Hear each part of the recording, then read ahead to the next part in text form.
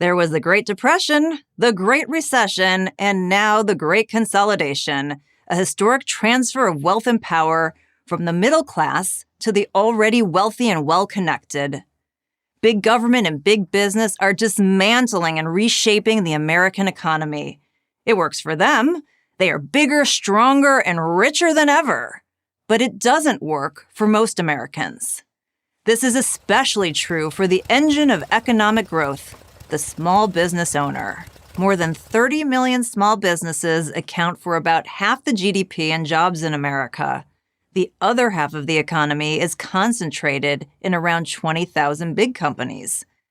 Based on that almost equal split of economic value, you might expect that small businesses have the same clout as big businesses. Not even close. Big corporations are masters of the political game. They have the money to pay the lobbyists, lawyers, and politicians to get what they need. And in turn, the government gets what it needs from big business: cooperation, compliance, and campaign contributions. Small businesses are on the sidelines of this game. Your local butcher, baker, and candlestick maker simply don't have the cash to make big campaign contributions or hire lobbying teams. Still, for all these disadvantages, the entrepreneurial spirit that has long defined America has never waned. Then came COVID, or rather, the government reaction to COVID. 2 weeks to slow the spread became month after month of lockdowns and ever-shifting restrictions that destroyed hundreds of thousands of small businesses and left millions more hanging on by a thread.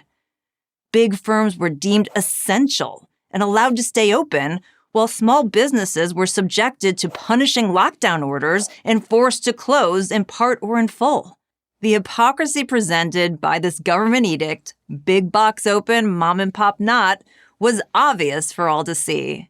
These decisions were not based on science, but on political influence. You could take Fido to PetSmart to have his hair groomed and his nails trimmed, but not take yourself to your favorite salon for a pedicure. How does that make sense?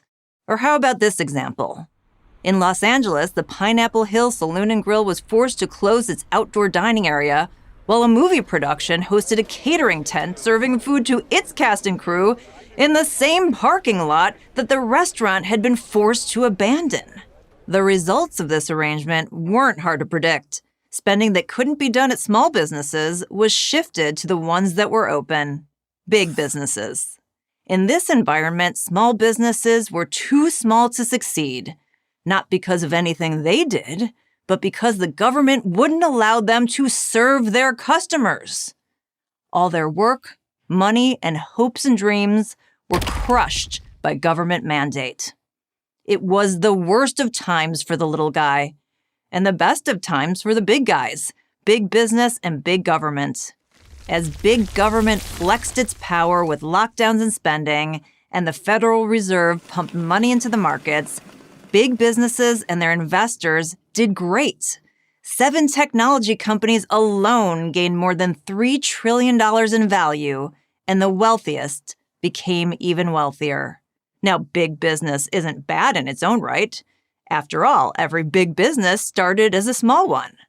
Big businesses create products and services that add value to our lives.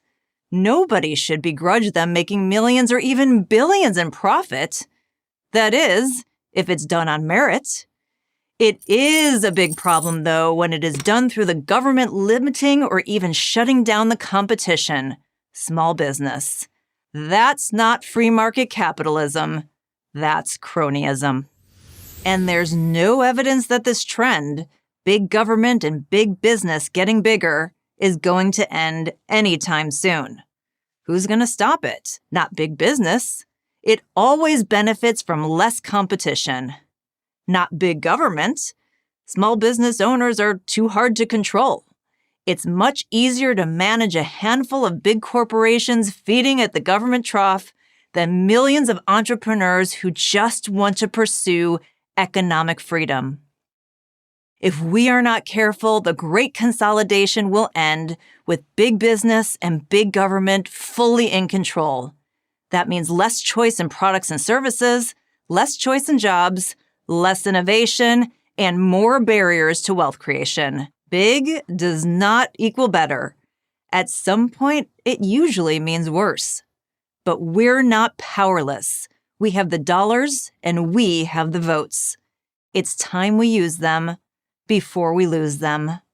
I'm Carol Roth, author of The War on Small Business for Prager University.